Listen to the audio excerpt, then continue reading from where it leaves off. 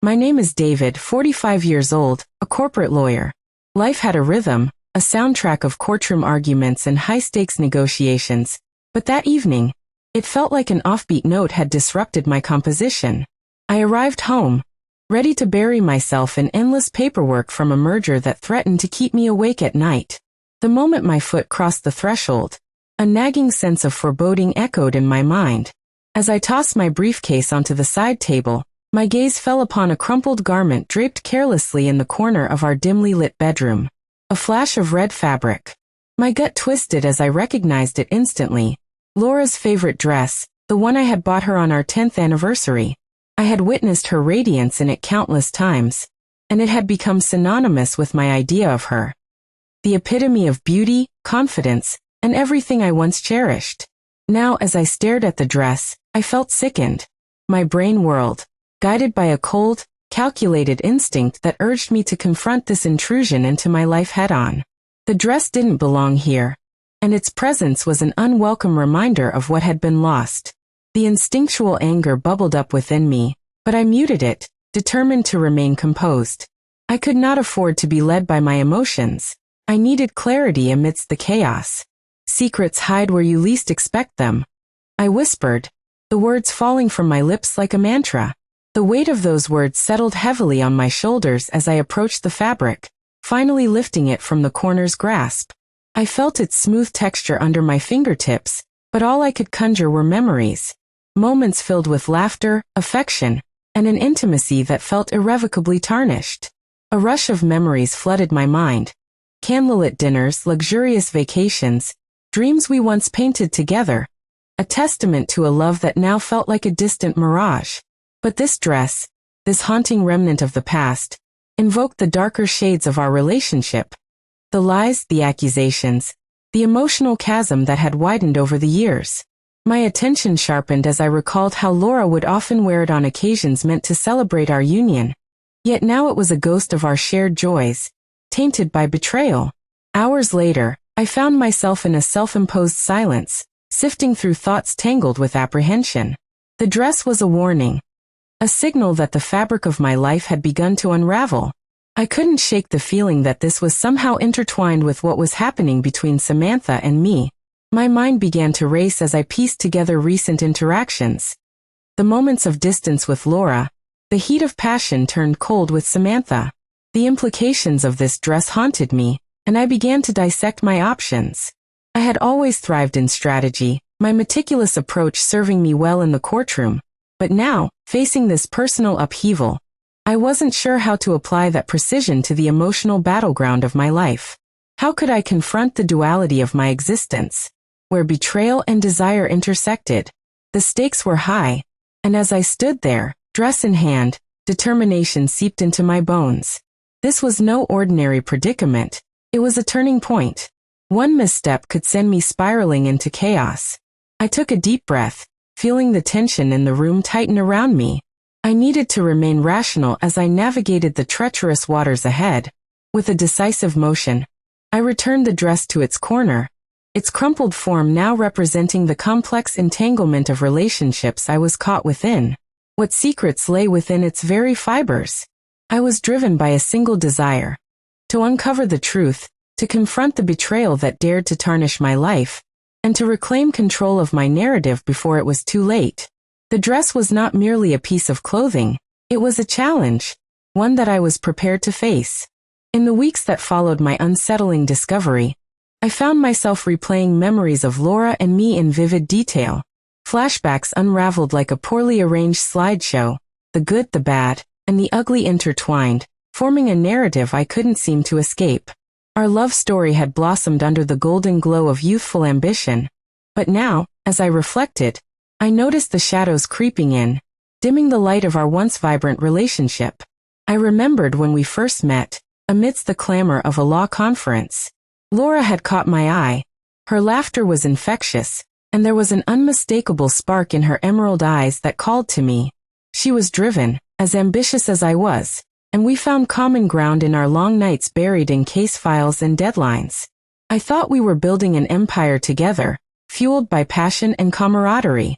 But as time marched on, Ambition morphed into a singular obsession for me.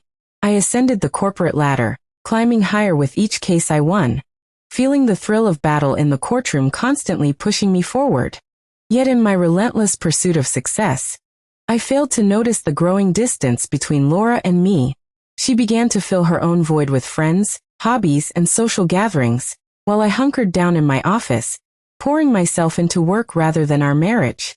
The cracks appeared slowly, a missed anniversary here, a forgotten date night there. Laura's laughter faded, replaced by silence. I tried to mask my guilt with gifts and extravagant trips, hoping they would bridge the chasm I felt expanding between us. But gifts couldn't replace companionship, nor could they mend broken trust. She grew distant, her smiles strained, her conversations laced with a quiet melancholy I now recognized as resignation. And then I met Samantha. At first, she was a breath of fresh air, a shattering contrast to my marriage, filled with laughter and unrestrained passion. In her company, I felt alive, invigorated by spontaneity and a desire unleashed. She was stunning, sharp-witted, and captivated my attention with her youthful exuberance. I justified the affair as a temporary reprieve, an escape from the emotional confines of my failing marriage. I told myself it didn't mean I loved Laura any less, but deep down, I knew that I was becoming unmoored from our shared life. As I thought about my relationship with Samantha now, I recognized the subtle signs of disillusionment creeping in, mirroring what had happened with Laura. What had begun as exciting escapades now bore the weight of emotional distance. The intense passion we shared began paling in comparison to the reality I came home to, a life filled with secrecy. I had swept doubts beneath the rug, but now the dust was swirling into each corner of my mind, forcing me to confront the fact that I was entangled in a web of my own making. Then there was Michael, my best friend and confidant, who had stood by my side through thick and thin. I valued his opinions, often seeking his counsel in navigating both professional and personal challenges. But in the weeks after my discovery, I felt a subtle shift, an undercurrent of tension whenever I spoke with him. Had he sensed my infidelity? Had he sided with Laura? I felt an unsettling gambit forming. The intimacy of our years together now masqueraded as a potential threat to my carefully constructed facade. I found myself analyzing our past conversations, seeking clues, trying to decode the signals he had been sending. I recalled a night at the bar where he'd made a comment about loyalty, the glimmer in his eyes suggesting something was amiss. Was he, too, caught in this tangled mess of betrayal? The distance from Laura and the looming specter of secrets weighed heavy on me, each interaction layered with suspicion and a sense of foreboding. It fed my resolve to find answers, to piece together this cruel puzzle that had replaced the life I once led. Determined to make sense of it all, I summoned my most analytical self. I took meticulous notes in my office, categorizing each interaction with Laura, Samantha, and Michael. My desk became a boardroom of conspiracies, facts and feelings entwined like the threads of that cursed dress. I would map their behaviors, identify inconsistencies, and use these to my advantage. With every passing day, the questions multiplied, feeding into my mounting anxiety. Small observations grew critical.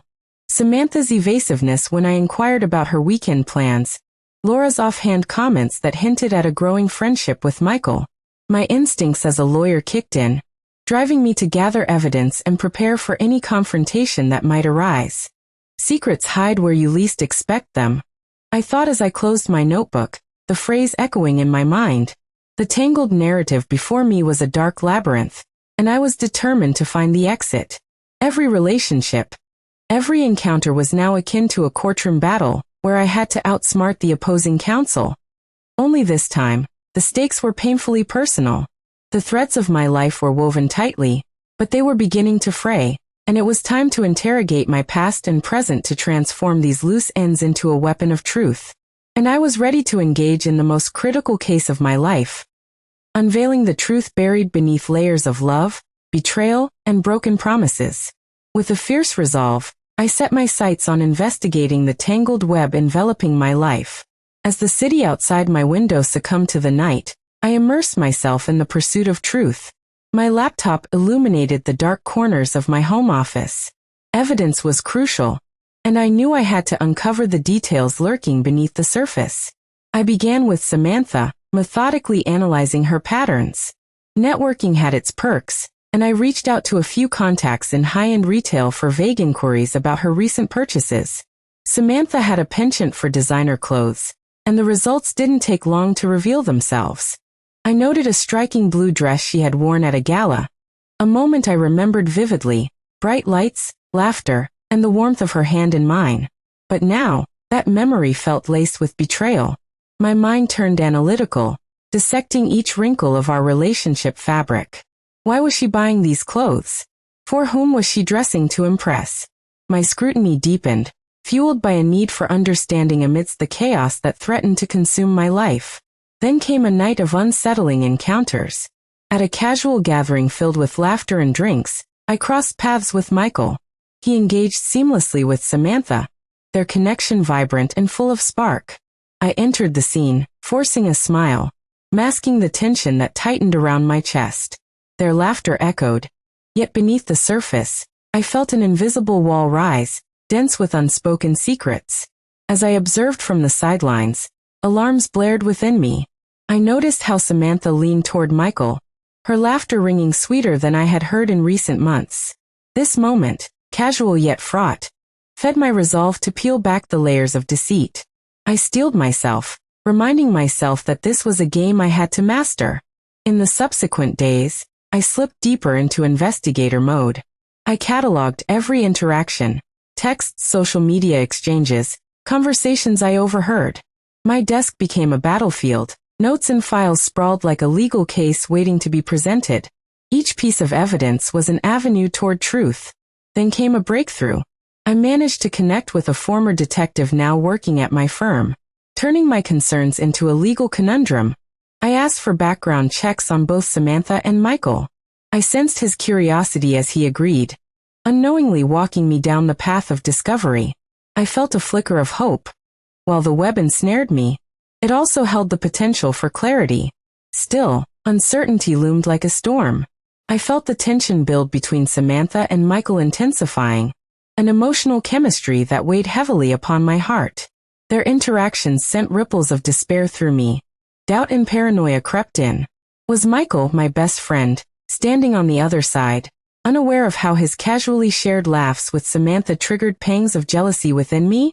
Every night found me analyzing their every move, mentally mapping out conversations, driven by a relentless desire to unveil the truth. I prepared for confrontation. Each piece of data I gathered became ammunition in what felt like an inevitable trial. But as I drew closer to answers, the stakes climbed higher. My heart raced with both excitement and dread. The fear of losing everything battled against the need for clarity. Sweeping aside my emotions, I clung to logic and resolve. I reminded myself that this investigation was necessary, that I had to control the narrative, even in the chaos of betrayal.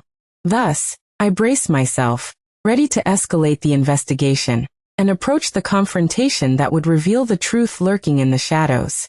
Every thread of deceit pulled taut, and soon enough, I would pull them apart, unraveling the complexities of my entangled relationships.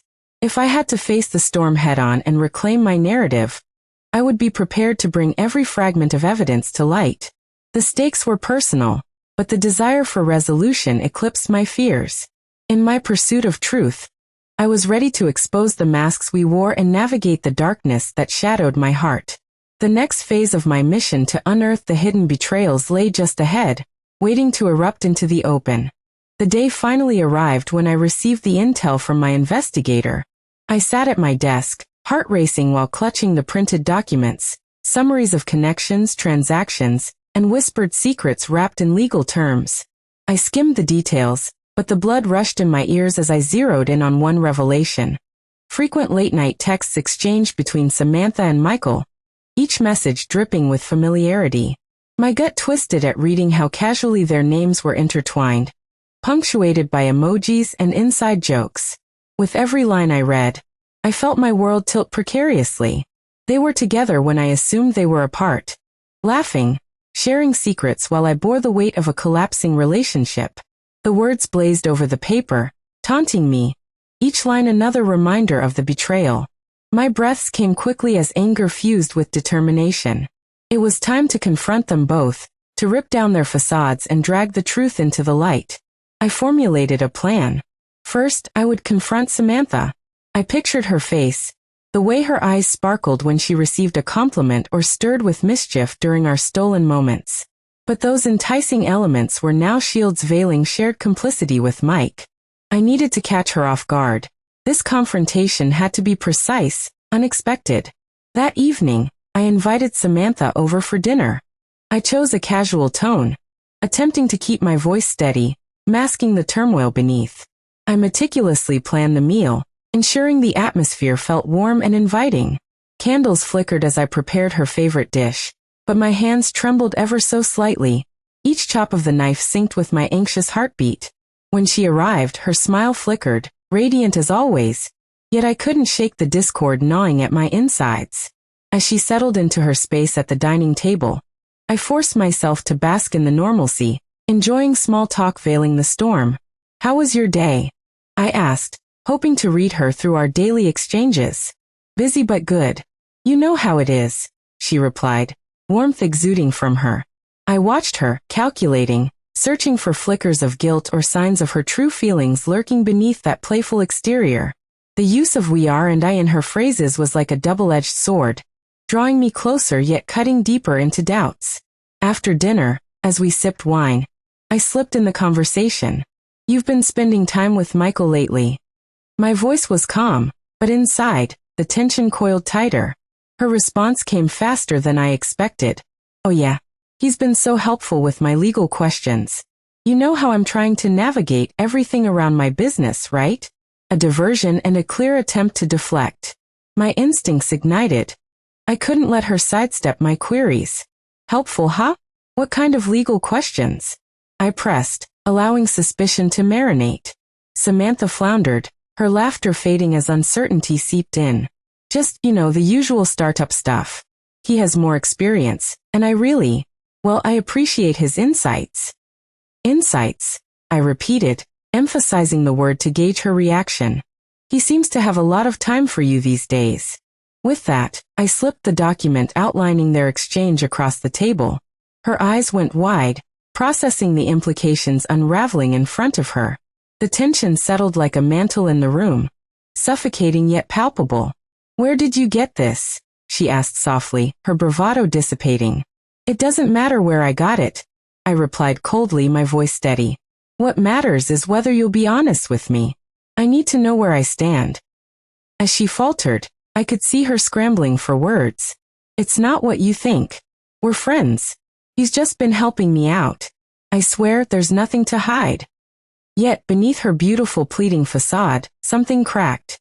My heart ached as I felt the realization seep in. I had given her the opportunity to confess. This was my moment, but I had to consider just how deep their connection ran. "I'll give you a chance to tell me everything, Samantha. I want the truth, and I want it now." My gaze locked onto hers, demanding transparency. The silence stretched ominously, thick with an unsaid confession. I was teetering at a precipice. Her hesitation marked the inception of my doubt. It was then that I leaned in further, grounding myself in determination.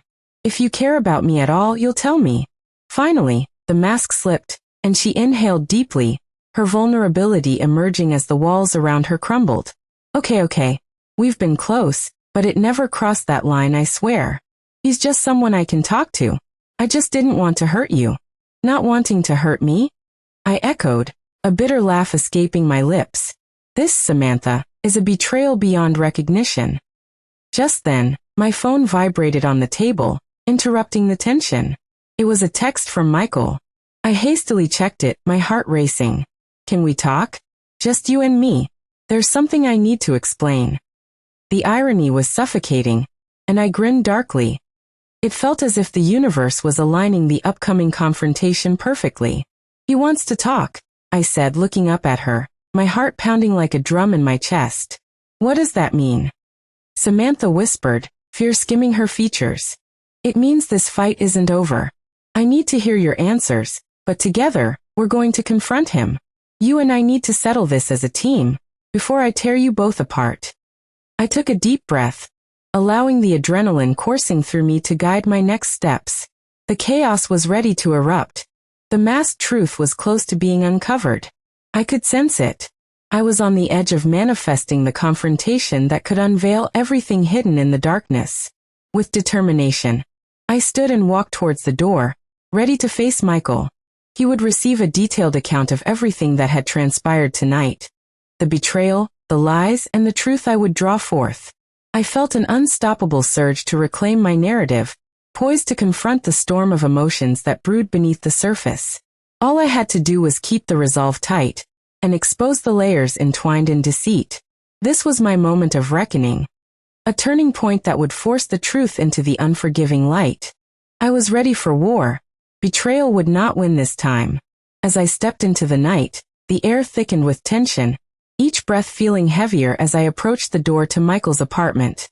The streetlights cast long shadows on the pavement, and I thought of how different tonight would be. The warm glow of his home promised a semblance of comfort that felt tragically out of reach now. Instead, it felt like a battleground set under a guise of friendship, each step echoing with the weight of betrayal. Inside, it was eerily quiet. I could hear the faint ticking of a clock, time marching forward, relentless in shedding the light onto truths I could no longer ignore. I sent a quick message to Michael to inform him that we had arrived and wasted no time. My heart raced in urgency, pushing me to confront the confrontation that awaited. Samantha followed closely, her hands trembling as we approached the door. "Are you sure about this?" she asked, her voice tinged with anxiety, just above a whisper. "Absolutely," I replied, the fire of anger guiding my voice. "It's time for the truth." I needed her to see that it wasn't just her recklessness that I was angry about. It was the entirety of the betrayal that threatened to shatter everything I had believed. Michael opened the door, and the warmth of his apartment struck me like a blow. "Hey, Comaine, what's going on?" His casual demeanor immediately lit a fuse within me. Did he still think I would let him sweep this under the rug? "Can we talk?" I asked, not bothering with niceties. "Sure, what's up?" He leaned against the doorframe, his relaxed posture a stark contrast to the storm brewing within me. Before I could respond, Samantha stepped forward, her voice trembling. "Michael, we need to talk about our conversations, about everything." The plea in her voice was palpable, but I forced myself not to feel the pang of concern for her. The focus had to remain on the truth. Michael's brow furrowed, confusion flickering across his face. "What do you mean?" "I mean everything," I interjected fiercely, stepping between them. "You two have been talking behind my back, and I know about it all. The late-night messages, the secrets. You both need to stop pretending that this isn't happening." He chuckled nervously, glancing between us. "I think you're overreacting. Samantha and I are just friends." "Friends?" I spat back, unable to contain the wrath that flooded through me. Just friends don't exchange messages at odd hours. Just friends don't seek each other out for emotional support while knowing the pain it causes the other person. Samantha shifted uncomfortably, her gaze flitting between Michael and me. "He's been helpful with my legal questions and I." "Save it." I cut in, my voice icy. "This isn't about legality, it's about trust. And you broke it." "This is ridiculous," Michael blurted, suddenly defensive. "Samantha and I haven't done anything wrong. It was just some harmless chatting." "Harmless?" My voice rose, the emotional energy around us crackling with tension. "Do you have any idea how much this hurts? Do you even care? Or are you too caught up in your facade of friendship?" Michael stepped closer, his face tightening with irritation. "You're making a mistake, man. You don't know what you're talking about. You're letting your imagination run wild. Samantha's here for legitimate support." "Support?" I retorted. "You call it support while wrapping your arms around her in ways I can't even stomach?" I watched his lies spill over, a fragile mask slipping. "You think I'm just going to stand by and let this happen?" With every word, I could feel the adrenaline surging within me, my fists clenched at my side. A primal instinct driving me to confront the shadows enveloping our friendship. Samantha's silence echoed around us, filling the space with her own unresolved emotions. A silent participant momentarily compounded by my confrontation. "I care about her," Michael replied coolly, his demeanor shifting as he began to realize the gravity of the situation. I've been trying to be there for her, just like I've always been for you. Trying to be there? I laughed bitterly, the sound hollow. You're both trying to be there for each other at my expense. While I'm out here looking like a fool, you're both weaving this web of deceit right in front of me. Enough. Samantha finally spoke up, her voice wavering but firm. This isn't about blaming each other. I didn't mean for things to get out of hand. I should have told you sooner. Right, and when would that have been? Snapped, frustration spilling over. Should I have read the messages first? Or caught you in the act? I never wanted to hurt you, she insisted, tears brimming in her eyes. It's complicated and I was scared of losing you. But I never crossed that line. Michael's expression shifted to one of anger as he crossed his arms, now defensive. You are blowing this out of proportion, and I refuse to take the blame for your insecurities. Samantha is my friend, and if you can't see that then what? You discredit our bond altogether. I seethed, the bitterness surging within me like molten lava. I turned to Samantha, the pain in her eyes an indelible reminder of what was at stake. You need to understand how deeply this fracturing hurts both of us. The silence enveloped the room, pregnant with fear, regret, and an onslaught of unresolved feelings. In that moment, I realized this confrontation wouldn't just shape the dynamics between us, it could shatter everything. Samantha finally stepped closer, her eyes locked onto mine, pleading, "Please, can we just talk this through? All of us. I don't want to lose you." It was suffocating. A desperate plea soaking into my heart. I felt the soft tug of love, the bending of friendship, and the aching truth all blossoming within me like a garden of grief. Could we ever reconcile?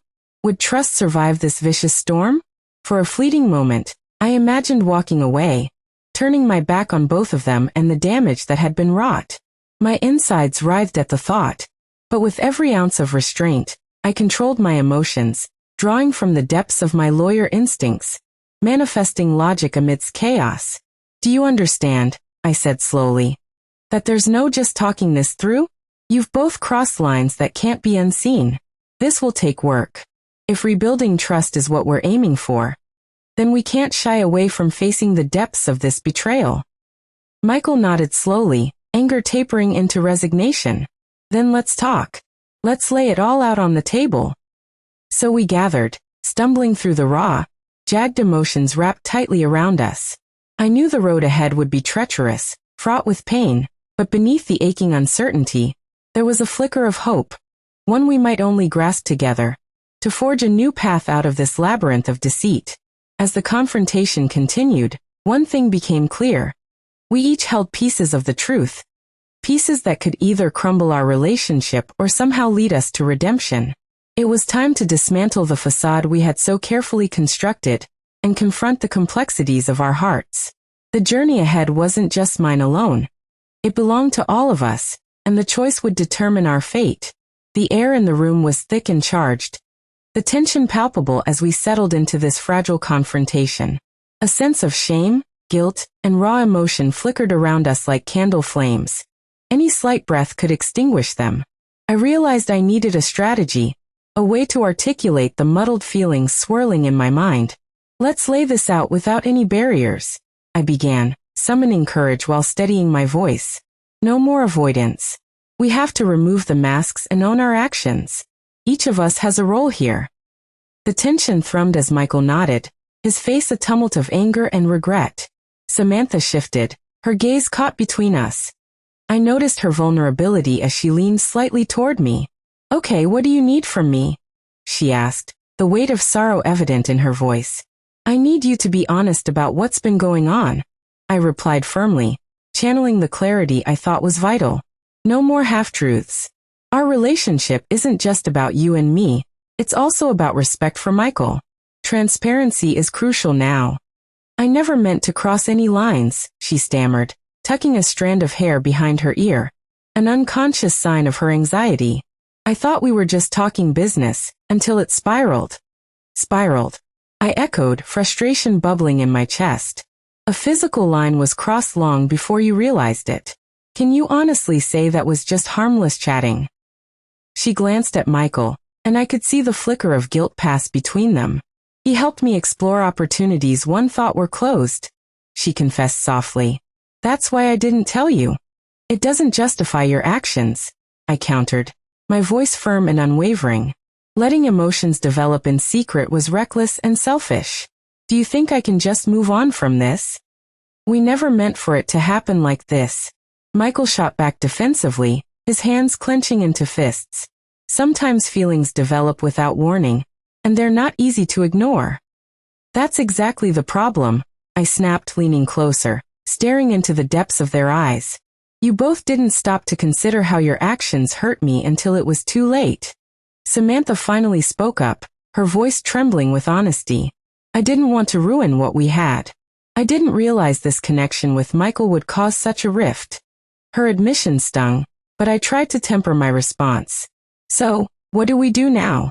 I searched their faces, knowing that clarity was essential at this moment. Can we move forward as if nothing happened? Trust is such a fragile thing, and I'm not sure how we rebuild it without reopening old wounds. Maybe we should focus on the future, Samantha suggested, her voice suddenly firmer, tinged with hope. Can we find a way to explore my connection with Michael without letting it overshadow everything? That would mean establishing boundaries, I asserted, my resolve hardening. We must lay down clear lines we won't cross again, or this will just happen all over. Michael shifted uneasily, and I could see the recognition of the truth hanging in the air. I agree with that. If we're going to salvage our friendship, or whatever this is, we need rules. Rules. I scoffed lightly, shaking my head, as if rules alone are the answer. This dilemma is about sincere actions and true accountability. Rules could very well guard us against each other, but what about the deeper issues? I'll do whatever it takes to make this right, Samantha insisted, emotion bubbling in her voice. No more secrets. I'll come to you with any concerns I have.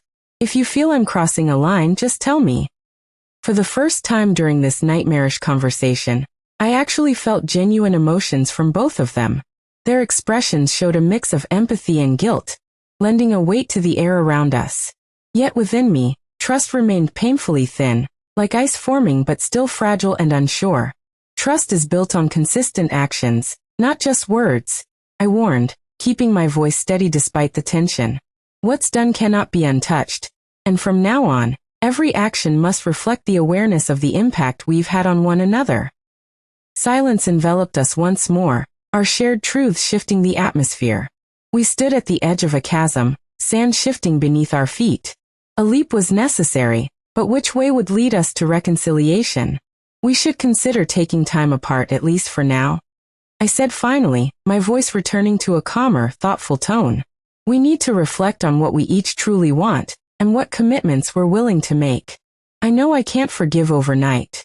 Neither can I, Michael admitted, the anger in his eyes softening into resignation. We should step back for a bit, allow ourselves time to heal and understand where we stand without the immediate pressure. Does that mean I'll lose both of you? I asked quietly, feeling vulnerability creep into my voice like frost settling over a fragile landscape. I never wanted to lose either of you, but I refuse to lose myself in this tangled mess. No, you won't lose us unless it's for the right reasons, Samantha reassured me, her expression displaying sincerity and hope. If we need space, we owe it to ourselves and each other. But we have to commit to being honest about our feelings as we move forward. The acknowledgement fell heavy around us, wrapping our broken pieces in a fragile hope. Taking space could open doors to healing or render us forever distant. I felt bittersweet acceptance wash over me as I knew I had to trust them in this moment. Then we'll take space, I affirmed, my resolve hardening. But understand, I will need to see genuine changes in actions moving forward. That's the only way we can begin to heal and potentially salvage what we had. The weight of honesty settled deeply upon us. Though we had unresolved feelings, I could feel little glimmers of hope shining through the cracks. This was a chance not only to confront the shadows of our betrayal, but also the beginnings of a shared reckoning. Together, we would have to face the challenge ahead, navigating our individual discomforts, exposing insecurities, and finding ways to reconnect. The journey was undefined, but it was ours to own. And so I stepped back, my heart still heavy but slightly lighter, knowing we could at least articulate our struggles. This was our opportunity to turn the chaos of betrayal into something meaningful, to recognize that healing would demand facing our fears collectively. In claiming the uncertainty, we transformed a confrontation into a commitment to rediscover each other amidst the remnants of broken trust. The journey ahead would require patience and vulnerability, but I was determined to face whatever lay on the path forward, hoping for the possibility of finding solace in the bonds we desperately sought to mend. The days that followed felt like a roller coaster of emotions, a whirlwind of hope and doubt colliding in my mind. With the decision for space hanging over us, I couldn't shake the worry. Would this time apart clarify our paths, or would it fracture our already delicate connections? Every day felt heavier in the absence of Samantha and Michael. The laughter we once shared echoed in my mind, now replaced by an uncomfortable silence that filled my apartment. I focused on work, diving deep into cases and deadlines, yet the thought of them lingered like a shadow. Did they miss me? Were they honoring our agreement? I found myself reaching for my phone constantly, half expecting a message that never came. One evening, while I was cooking, I caught a glimpse of myself in the kitchen window and was struck by a wave of nostalgia. I remembered Samantha's laughter and the calm stability Michael provided. It felt like I was missing pieces of myself that they had once completed. Just then my phone buzzed, a message from Samantha. "I've been thinking about our conversation." My heart raced, caught between excitement and fear. We had agreed to this space, but the prospect of speaking again filled me with anticipation. I hesitated, searching for the right words to convey how much I missed our connection without being too vulnerable. "Me too. Can we meet?" I typed and hit send, my stomach twisting with anxiety. When we decided on the cafe where we'd shared so many happy moments, an overwhelming wave of nostalgia washed over me. I entered, taking deep breaths, hoping the atmosphere would lighten the tension that clung to us. Samantha was already seated, her hands wrapped around a warm mug, eyes glancing nervously at the door. "Hey," I greeted softly, taking my seat. "Hi," she replied, and her small smile marked a flicker of hope between us. "I've missed this." "Me too," I admitted, the words spilling out before I could think twice. The weight of our previous conversation hung heavily in the air. "I've spent a lot of time thinking about what happened," she began carefully. "I want to work on rebuilding our friendship. I'm truly sorry for crossing lines." Her sincerity warmed me, momentarily easing the pain I had felt during our time apart. But I couldn't shake the unease. "What about Michael? How do we handle that?" "I want us to try," she responded, determination shining through her words. "I believe we can set healthy boundaries and keep our connection strong." As we spoke, a sense of catharsis enveloped us. We navigated the tangled web of our relationship, honest and transparent, all the while grappling with our shared regrets. After an hour of deep conversation, we agreed it was time to involve Michael. We needed to move forward together, not just as individuals. With a united front, we called him, our voices wavering with the tension of the situation. "Hey, how are you two doing?" Michael answered, sounding both casual and cautious. Samantha took the lead. "We've talked and realized we want both of you in our lives. We're ready to rebuild." The line fell quiet, and I clenched my jaw, gauging his response. Finally, he spoke again. "I've missed you both. I've been reflecting too, and I want to be honest. This can't just be talk. We really need to work through this together." Hearing his words deepened my sense of hope. It was acknowledgement. It was a signal that healing could indeed be possible. As we shared our feelings, we crafted a plan for the future. We set boundaries and discussed how the three of us would reconnect, entwining our individual experiences into a shared narrative. It was a slow, tender process, and there was still much to address. Finally, as the conversation dwindled, I hung up feeling lighter than I had in weeks. We had begun to stitch the past back together, threading our shared vulnerability into something tangible. There would be challenges ahead as we endeavored to balance our feelings, create new understandings, and navigate what once felt irreparably broken. But for the first time since the rift, I felt a spark of optimism. We could forge a path through the complexities, and if we persevered, we might even emerge stronger than before. With patience, commitment, and open hearts, perhaps we could turn our tangled mess into a new beginning, one where forgiveness and trust would redefine our friendships, leading us through the darkness into the possibility of brighter days ahead.